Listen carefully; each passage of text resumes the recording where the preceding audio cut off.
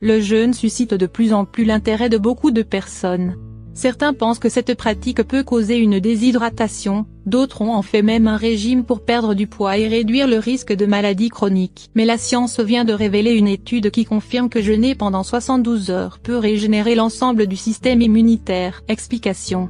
Les partisans du jeûne mettent en avant les nombreux avantages que cette pratique fournit. Cela comprend la perte de poids, la normalisation de la sensibilité à l'insuline, la réduction des niveaux de triglycérides dans le corps et le ralentissement des signes du vieillissement. Il existe même des régimes à base de jeûne dont le principe est de s'alimenter en se limitant à un simple apport hydrique, eau, bouillon de légumes, jus. De nombreux nutritionnistes et professionnels de la santé affirment que le jeûne n'est rien de plus qu'une tendance non étayée et comporte un certain nombre de risques pour la santé qui devraient être pris en considération. Ils soulignent la perte de nutriments pendant le jeûne, car ce dernier limite non seulement la consommation d'aliments malsains mais aussi ceux dont notre corps a besoin, y compris les fruits, les légumes, les protéines maigres et les graisses saines. De plus, ils affirment que le jeûne mène souvent à un rebondissement de l'alimentation, ce qui entraîne un gain de poids global contrairement à la perte de poids recherchée. La découverte fascinante de l'Université de Californie du Sud. Une nouvelle recherche de l'Université de Californie du Sud présente une découverte fascinante, mettant une fois de plus le débat à l'avant-plan. L'équipe a rassemblé un groupe de participants et leur a demandé,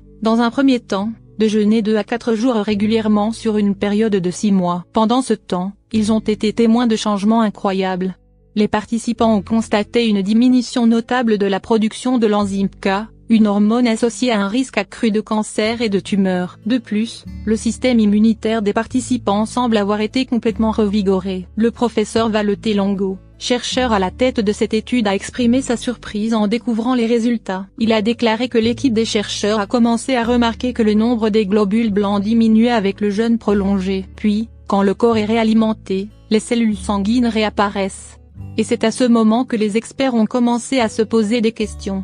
Les résultats pourraient être très prometteurs pour les personnes qui sont susceptibles de contracter une maladie, notamment celles qui ont un système immunitaire affaibli, qui reçoivent actuellement des traitements de chimiothérapie ou tout simplement pour la population vieillissante. La recherche a montré que l'acte du jeûne a provoqué un changement dans le corps, à commencer par une régénération du système hématopoïétique à base de cellules souches. Il a forcé le corps à épuiser ses réserves de glucose, de graisse et de cétone, et a également commencé à décomposer un grand nombre de globules blancs. La perte des globules blancs a fait signe à l'organisme de régénérer de nouvelles cellules du système immunitaire. Le professeur Longo a expliqué que quand une personne ressent la faim, le système essaie d'économiser de l'énergie, et l'une des choses qu'il peut faire pour économiser de l'énergie est de recycler une grande partie des cellules qui ne sont pas nécessaires, en particulier celles qui peuvent être endommagées. Cela signifierait que, selon les résultats de l'étude, le processus du jeûne pendant 72 heures suivi d'une alimentation saine et équilibrée peut,